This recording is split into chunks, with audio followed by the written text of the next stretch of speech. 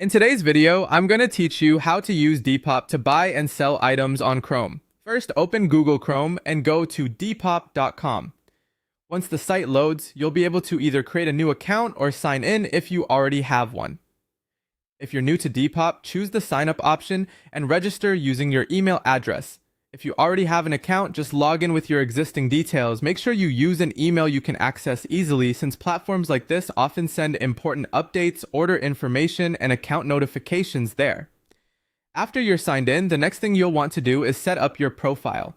Head over to your profile settings and fill in the basics, including your profile name, your bio, and your billing preferences. This step is important because it helps personalize your account and also prepares it for transactions. Your profile name is what other users will see, so keep it simple and recognizable.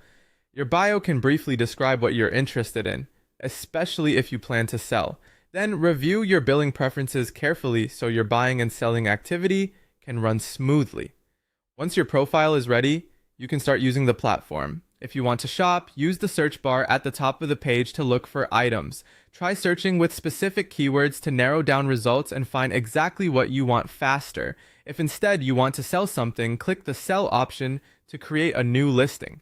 From there, you can begin entering the details for the item you want to post. Taking a moment to make sure everything is accurate will help your listing look more trustworthy and easier for others to understand. When you find something you want to purchase, click Add to Bag. This saves the item to your shopping bag so you can review it before paying.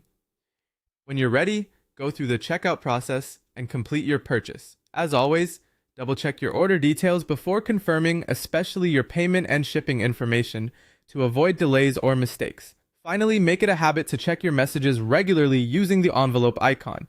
This is where you'll chat with buyers and sellers, ask follow-up questions, and respond to updates about items or orders. Staying active in your messages can help transactions go more smoothly and shows others that you're